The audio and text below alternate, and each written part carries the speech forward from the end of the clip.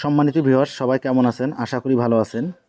আজকে আমি দেখাবো আপনাদেরকে অ্যাডজাস্ট যে ব্লাউজগুলো হয়, শাড়ির ব্লাউজ সেগুলো কিভাবে কাটিং করবেন। আমি ব্লাউজটা আগে কাটিং করে নিয়েছি। এটা ব্লাউজের যে শাড়ির যে পিসটা থাকে সেই পিসটায় ব্লাউজের যতটুকু থাকে ততটুকু আমরা কেটে নিছি।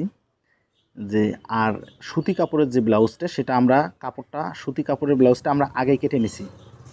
আর ভেতরের যে সুতি কাপড়টা কাটিং করবেন সেটা অবশ্যই ধুয়ে নিয়ে কাটবেন, তা না হলে যখন ধোয়া ছাড়া কাটবেন ভেতরে কুঁচকায় যাবে।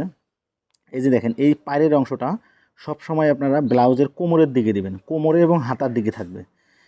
এই যে এই কানিটা যদি আপনাদের বাঁকা হয়, ম্যাক্সিমাম সময় দেখা যায় এই কানিটা বাঁকা হয়, সেক্ষেত্রে আপনারা এভাবে একটু টান দিয়ে নেবেন, টান দিয়ে নিয়ে সোজা করে কাটিং করে নেবেন। দেখেন এখন আমাদের স্টেপটা কিন্তু সোজা আছে। তো এই যে আমাদের এটার বডি 35 ইঞ্চি, তো 35 মাপ অনুযায়ী তার থেকে আমাদের 1.5 ইঞ্চি পরিমাণ আমরা ব্যালেন্স রাখবো। ব্যালেন্স রেখে এটা ভাঁজ দিয়ে নেব।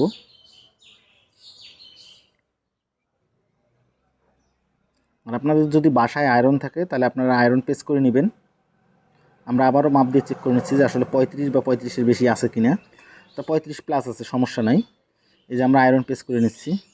আপনারা এরকম যদি আয়রন থাকে আয়রন পেস্ট করে নেবেন, না হলে নর্মালি আগে ভাঁজ দিয়ে সুন্দর করে নেবেন।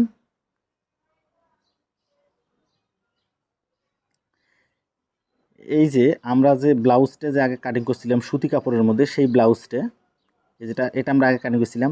সেম দেখেন আমরা কীভাবে কাটিং করবো। সম্পূর্ণ ব্লাউজটা কাটাবো সেম টু সেমভাবে, নিচে অ্যাডজাস্ট হবে, আমরা বসায় নেব সেম এইভাবেই। নেক্সট ভিডিওতে এই ব্লাউজটা কাটিং আমি দেখাবো। এই যে নিচের দিকে একটু কম বেশি আছে, সেক্ষেত্রে আমরা কেটে দিলাম। এবং এখন আমাদের ব্লাউজটা সেম যেভাবে বসানো আছে, যে পার্টটা পেছনের পার্টটা, এটা কিন্তু পেছনের পার্ট, এখন সেম সেভাবে আমরা কাটিং করে নেব, সেম টু সেমভাবে।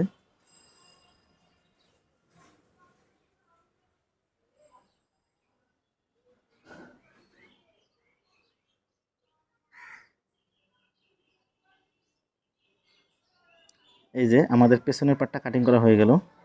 এখানে আমরা একটা চাকান দিয়ে দিচ্ছি, আপনারাও সেম চাকান দিয়ে দিবেন পেছনের পার্ট এটা। এখন আমাদের এই যে পাড়ের যে অংশটা আছে, এক্ষেত্রে অনেক সময় ছোট হয়, বা দেখা যাচ্ছে আমরা মাপ দিয়ে যদি অ্যাডজাস্টভাবে দেখা যাচ্ছে আমাদের আরমোল আসতেছে না, সেক্ষেত্রে আমরা কি করব, এই যে পাড়ের অংশটা কেটে আলাদা করে নেব। একটু গোলাপি কালার কাপড়টা রেখে, বাতি রেখে কাপড়টা কাটিং করে দেবো। এই যে এটা শিলের মধ্যে যাবে। এখন আমাদের হাতার মুখের মধ্যে ওটা লাগাবো। এরপর আমরা সামনের পাটটা কাটিং করব, ভাঁজ দিয়ে নেব সেমভাবে।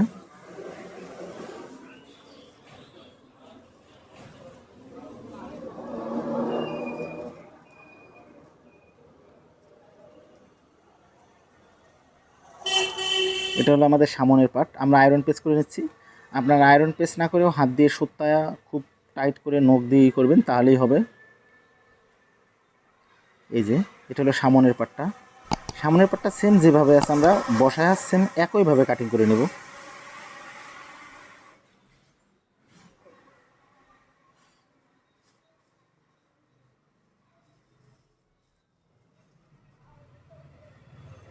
যে দেখেন, আর আমি আবারও বলতেছি বারবার যে অবশ্যই ভেতরের সুতি কাপড়টা ধুয়ে নেবেন।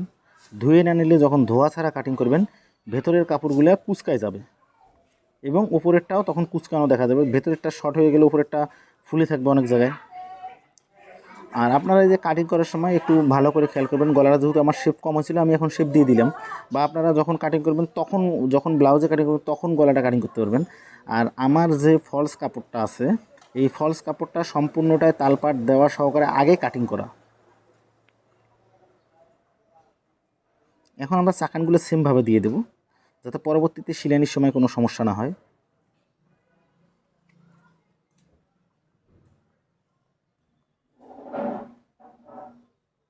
যে পেছনের পার্ট এবং সামনের পার্ট দুটো কাটিং করা হয়ে গেল। এখন আমরা হাতাটা এখান থেকে বের করব।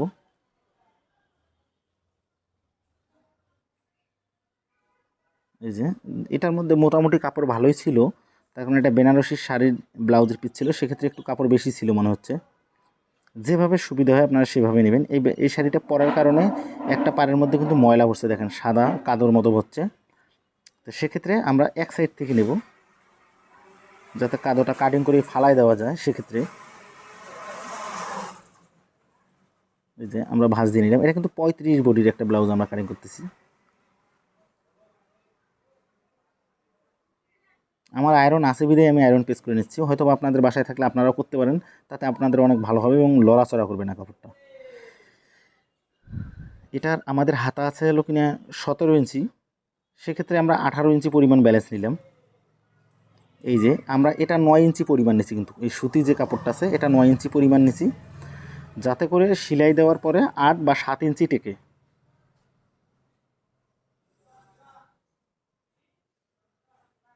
এইভাবে আপনারা আগে কাটিং করে নেবেন, পরে বসাবেন এবং আপনাদের কাটিং করতে অনেক সুবিধা হবে। 9 ইঞ্চি পরিমাণ আছে। এখানে আমাদের 9 ইঞ্চি হাতার মুহুরি বা মুখটা, সাইডে 1.5 ইঞ্চি পরিমাণ ব্যালেন্স দিলাম আমরা। এখন আমরা আরমোল থেকে সেমভাবে শেপ দিয়ে দেবো সুন্দর করে। এই দাগটার মধ্যে আমাদের কাটিং হবে।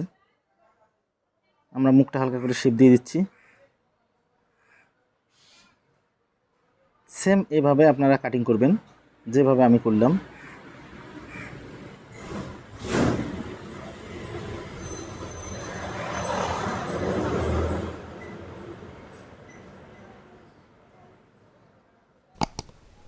এই যে আমাদের 17 16.5 ইঞ্চি টিকলি হবে হাতাটা। এই যে এটা হাতার মুখে তখন জয়েন্ট হবে, উপরে কাপড়ের উপরে জয়েন্ট হবে, এটা ডাবল হয়ে গেল। সেক্ষেত্রে এটা আমরা সেম মাপ দিয়েই রাখবো, যে মাপের থেকে দেখি কম বেশি আছে কিনা। যেহেতু এই পার্টেরও মাথার এক অংশটা বাঁকা আছে, সেই বাঁকা অংশটা আমরা বাড়তি অংশটা কেটে দিলাম।